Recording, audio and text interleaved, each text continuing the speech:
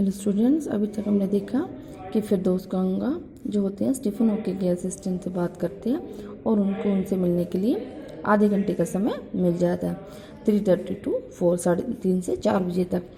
And suddenly I felt weak all over, और अचानक से मुझे कमजोरी सी महसूस होने लगी। Growing up disabled, you get fed up with people asking you to be brave as if you have a courage account on which you are too lazy to draw cheque. देखिए, ग्रोइंग अप डिजेबल, विकलांग होते हुए जब आप बड़े होते हो बढ़ रहे होते, तो आप जब आपसे लोग बार बार पूछते हैं ना कि बहादुर बनो बहादुर बनो, तो इस तरह की बातों से आप परेशान हो जाते हो।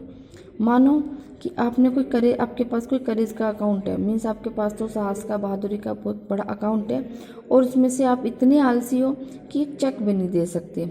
मीन्स कोई बार बार आपको परेशान करता है, तो देखिए, जो इंसान जितना बहादुर बन सकता है वो पूरी कोशिश करता है, लेकिन अगर कोई बार बार कहे तो वो इंसान, कोई भी इंसान है, वो परेशान हो ही जाता है। The only thing that makes you stronger is seeing somebody like you achieving something huge. केवल एक चीज़ है जो आपको स्ट्रोंग बनाती है, ताकतवर बनाती है, अंदर से मजबूत बनाती है, वो है कि अपने ही जैसे किसी दूसरे को कोई कुछ बड़ा अचीव करते हो, कोई बड़ी उपलब्धि प्राप्त करते हो, जब आप किसी को देखते हो तो वो चीज़ आपको ज़रूर स्ट्रोंग बनाती है, उससे आपको इंस्पिरेशन मिलती है और आप कुछ और करने की कोशिश भी करते हैं। Then you know how much is possible and you reach out further than you ever thought you could. तब आप जान पाते हो कि कितना कुछ संभव है आपके लिए, और आप जितना आपने सोचा भी नहीं हो, आप उससे कहीं आगे जा सकते हो। कब? जब आप किसी अपने जैसे व्यक्ति को कुछ बड़ा करते हुए देखते हो। I have been brave, said his disembodied computer voice the next afternoon. I have had no choice. अब अगली दोपहर बाद जब वो उससे मिलने गया फिरदौस कांगा स्टीफन हॉकिंग से, तो उन्होंने क्या कहा, उसकी कंप्यूटरीकृत आवाज़, मीन्स वो कंप्यूटर पे टाइप करते थे, फिर कंप्यूटर में से आवाज़ आती थी। स्टीफन हॉकिंग क्या बोल नहीं पाते थे, केवल वो शब्द जो बोलना चाहते हैं उन शब्दों को टाइप करते थे और फिर उसकी आवाज़ कंप्यूटर से आती थी। तो उस कंप्यूटरीकृत आवाज़ ने कहा कि मैं बहादुर नहीं रहा, मेरे पास कोई चॉइस ही नहीं थी, विकल्प ही नहीं थे मेरे पास तो कुछ दूसरी। Surely I wanted to say living creatively with the reality of his disintegrating body was a choice. निश्चय मैं उनसे कहना चाहता था कि अपने विघटित शरीर के साथ में रचनात्मक रूप से रहने का आपके पास में आप रह सकते थे, ये आपके लिए एक अच्छा विकल्प था। बट आई केप्ट क्वाइट, लेकिन मैं चुप रहा। क्यों? Because I felt guilty every time I spoke to him forcing him to respond. क्योंकि जब भी मैं उससे बार बार कुछ पूछता, जवाब देने के लिए मैं उनको मजबूर करता था, तो मुझे बहुत ही अंदर से गिल्ट महसूस होता था, मुझे बुरा सा महसूस होता था, अपने अंदर अपने आप को दोषी सा महसूस करता था कि मैं बार बार उससे सवाल पूछ रहा हूँ, वो उत्तर देने की कोशिश करते हैं। There he was tapping at the little switch in his hand. और तो वो क्या करते थे, अपने हाथ से जो छोटा सा एक स्विच था कंप्यूटर के जैसे, माउस का जैसा, उसको ऐसे टैप टैप कर करके वो कुछ लिखने की, trying to find the words, शब्दों को ढूंढने की कोशिश करते on his computer with the only bit of moment left to him. क्योंकि उन कंप्यूटर पे शब्दों को ढूंढने की कोशिश करते थे, क्योंकि यही हल्की सी हलचल उनकी बॉडी में बची हुई थी, केवल उंगलियों में। हिज लॉन्ग पेल फिंगर्स, उसकी पतली पतली जो पीले से हो गई थी जो उंगलियां, उनमें केवल इतनी हलचल थी कि वो ऐसे ऐसे टैप टैप कर करके कंप्यूटर पे कुछ वर्ड्स ढूंढते थे और जो उनको बोलना होता था। Every so often his eyes would shut in frustrated exhaustion. और बीच बीच में उनकी जो आंखें थी वो निराशा की वजह से बीच में बंद हो जाती थी। And sitting opposite him I could feel his anguish. और मैं उनके सामने बैठा हुआ था, देखिए, उसके सामने बैठकर उनकी जो दुख को, उनकी पीड़ा को महसूस कर सकता था। The mind beyond with thoughts that came out in frozen phrases and sentences stiff as corpses.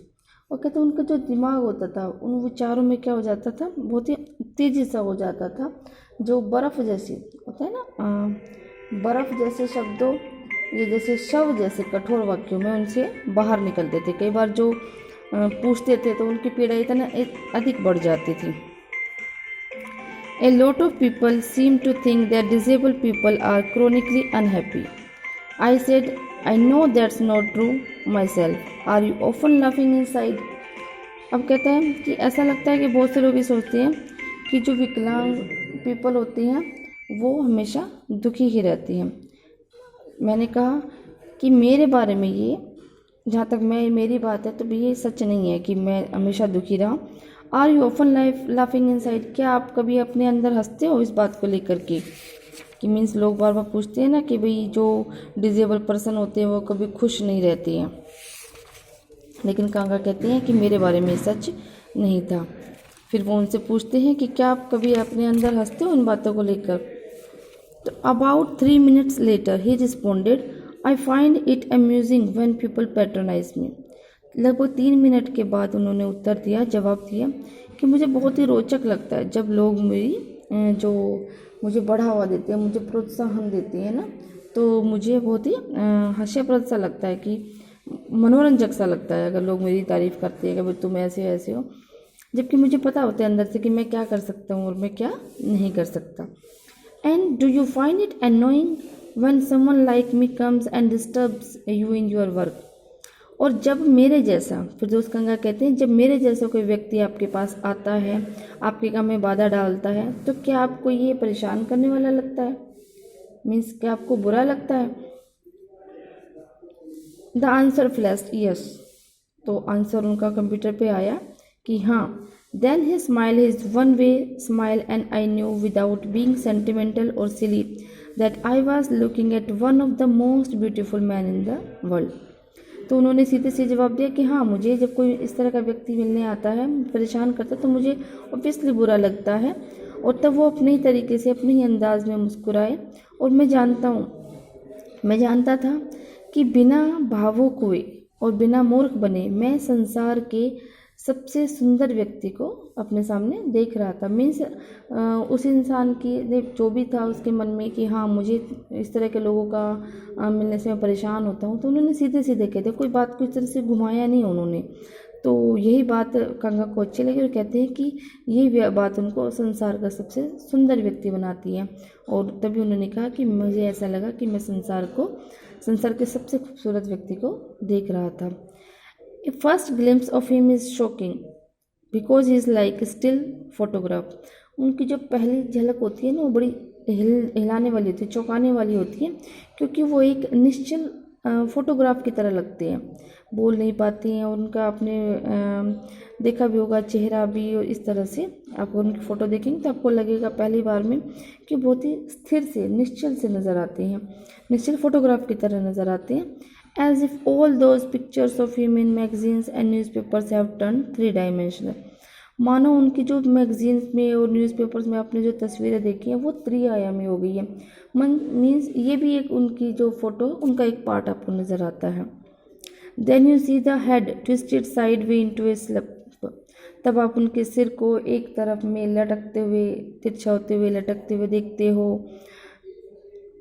The torso shrunk inside the pale blue shirt. उनका जो धड़ होता है वो नीले रंग की जो कमीज होती है उसमें से आपको बाहर, मतलब ऐसा लगता है कि शर्ट से बाहर उनका जो धड़ है वो बाहर आ रहा है।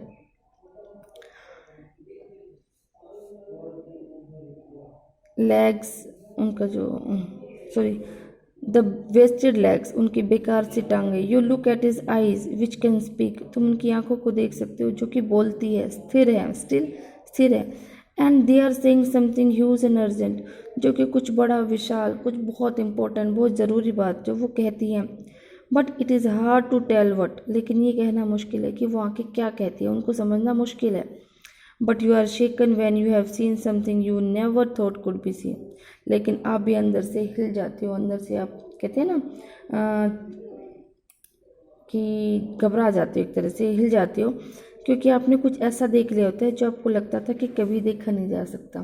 मीन्स फिरदौस कांगा भी एक विकलांग व्यक्ति है, और जब भी वो अपने जैसे किसी व्यक्ति को, इतनी बड़ी उपलब्धि प्राप्त किए हुए व्यक्ति को अपने सामने देखती हैं तो अंदर से बिल्कुल हिल जाते कि किस तरह से उन्होंने इतने सब जो अचीवमेंट है इनको प्राप्त किया है। ठीक है बेटा, तो यहाँ तक आपका कंप्लीट हो गया। इस चैप्टर को आप यहाँ तक पढ़ लें।